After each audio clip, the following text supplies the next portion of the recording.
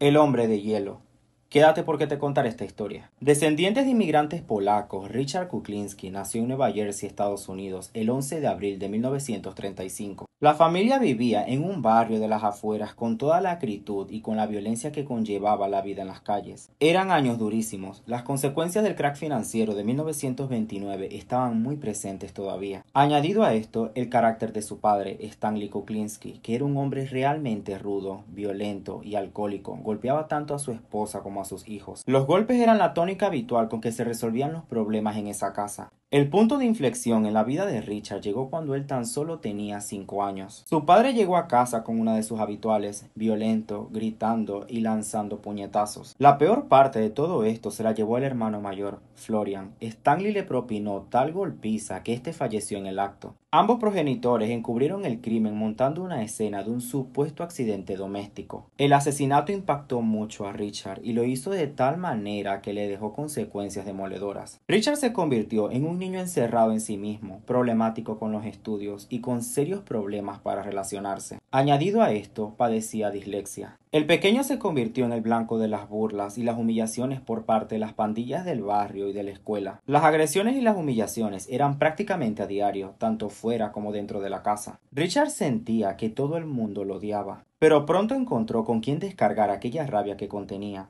los gatos del barrio. La población de meninos menguó y en poco tiempo dejaron de verse en el vecindario. Richard se decidió a estrangularlo y torturarlos. Era algo que le causaba mucha satisfacción. Es así como el chico se volvió más mortal, como él mismo se describió. Pero fue a los 13 años cuando Richard llegó a su límite tras llevarse una paliza por parte de una banda callejera. Cuando llegó a la casa, el padre también lo golpeó. Era su forma de enseñarle que él no podía dejarse golpear por nadie. Charlie Lane era el jefecillo que controlaba el barrio y el líder de la pandilla que solía golpear a Richard. Charlie se convirtió en el único objetivo de Richard. Durante varios días, el muchacho estudió sus rutinas y se preparó para darle su merecido. Una madrugada esperó agazapado a que Charlie regresara a su casa en un sucio y solitario callejón. Una vez allí, tras provocarlo y hacer que lo atacara, Richard le asestó un golpe mortal en la sien con una barra de hierro. El momento que tantas veces había soñado acababa de llegar. No paró de golpearlo hasta que el cuerpo inerte de Charlie estuviera bañado en sangre y con sus órganos esparcidos. Richard había perdido la razón, solo quería golpearlo una y otra vez. Después de este terrible episodio, ocultó el cuerpo en el maletero de su coche y terminó arrojándolo a un marisma helado. Previamente le había arrancado los dientes y le había cortado los dedos con un hacha para dificultar su identificación. Esa misma noche, Richard durmió feliz. Había cruzado la línea, él se encontraba del otro lado, y eso lo hacía sentir muy bien. Tras ganar una partida de billar, un joven del barrio comenzó a insultarlo. Al volver a casa se dio cuenta de que este hombre se había quedado dormido en el auto, así que decidió comprar gasolina. Roció todo el interior del vehículo con gasolina y le lanzó un cerillo. Richard disfrutaba mucho del dolor y de ver al muchacho en llamas. El joven estaba creciendo, no iba a aguantar más episodios de violencia contra él o su familia. Esto se lo hizo saber a su padre en una ocasión cuando le pegó a su madre. El joven fue directamente a por Stanley y le puso un revólver calibre 38 en la sien y le dijo: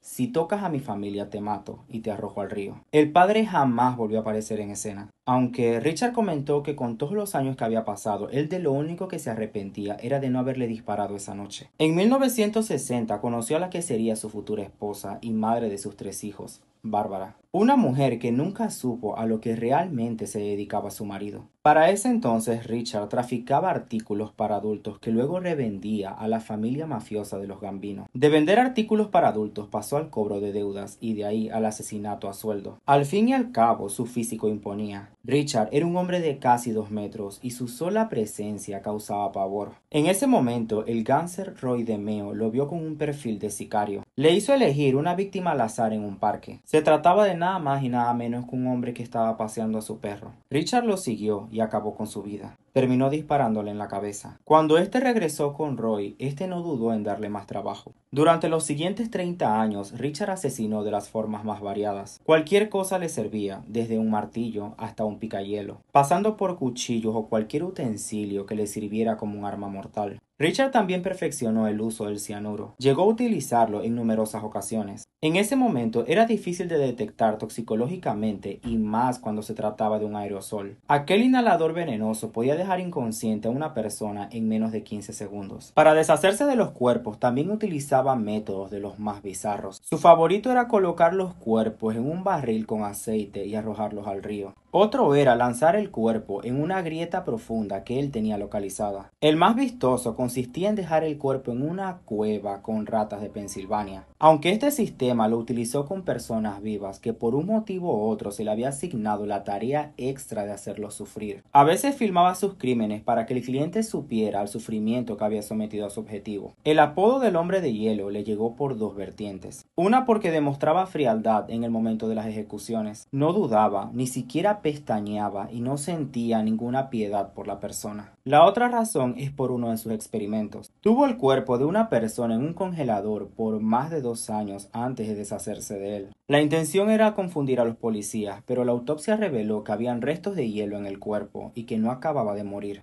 Al cuerpo solo le quedaban unas pocas horas para su descongelación total. Richard tenía un salario por crimen y era de aproximadamente unos $50,000 por trabajo. La cifra podía ser mayor si la víctima tenía que recibir un tratamiento especial. Pese a los asesinatos que cometía diariamente, su esposa declaró en el juicio que ellos vivían como la típica familia americana. Tenían una casa lujosa, un coche familiar y barbacoas todos los domingos. Lo que ella no contaba a nadie era la violencia a la que ella se veía sometida. Pero Bárbara siempre le perdonaba y decía que él era un hombre muy romántico. También declaró que era un excelente padre. Cuando fue detenido, su esposa declaró con toda conmoción que ella estaba totalmente sorprendida de lo que estaba trabajando su marido. Cuando Richard llegó a los 50, se sentía muy agotado. Sus actos eran cada vez más despiadados y se volvió muy descuidado y confiado. Richard comenzó a cometer errores y la policía estaba cada vez más cerca. Tras quitar de la circulación a varios de sus socios por temas de atracos, el detective Kane contactó a un amigo de Richard para infiltrar a una persona. Este era el agente Dominic. La excusa para todo esto era contratar a Richard. Todos los detalles fueron grabados y una vez reunidas todas las pruebas se produjo su detención. Esto fue en diciembre de 1986 y para 1988 el tribunal lo condenó a 2 cadenas perpetuas. Durante los siguientes años se hicieron decenas de entrevistas y docenas de documentales sobre este brutal asesino en serie a sueldo. Una de las más destacadas es realizada por el Dr. Park Dietz, psiquiatra y consultor del FBI. En julio de 2002, el experto en la mente humana visitó la prisión de máxima seguridad de Trenton para pasar 4 días y 14 horas hablando con Richard Kuklinski. El objetivo del psiquiatra era poder penetrar su mente. Durante esa entrevista, Richard reveló cosas bastante atroces. A lo largo del documental emitido posteriormente por HBO, Richard narraba de forma sarcástica y hasta sonriente de que él no sentía nada cuando mataba a alguien. Él describió esa sensación como decepcionante. De hecho, llegó a reconocer que el único momento en donde él sentía adrenalina era cuando tenía relaciones sexuales. De todos los asesinatos cometidos, hay solo uno del que se arrepintió por lo sádico que fue. Justo cuando iba a aniquilar a un hombre, este empezó a rogar a Dios por su vida. Lo hizo suplicando y sollozando. Ante esta situación, Richard le dijo que le daba 30 minutos para que Dios le salvara la vida. Pasada la media hora, Richard lo ejecutó. Aquella situación, incluso para el asesino, fue demasiado cruel. No estuvo bien, era algo que no debía hacerlo, se limitó a decir. Richard falleció el 5 de marzo de 2006 a la edad de 70 años. Según las autoridades, esto se debió a causas naturales, aunque para algunos expertos su muerte fue más que sospechosa. Para ese entonces, el hombre de hielo tenía que testificar contra el jefe de la familia Gambino.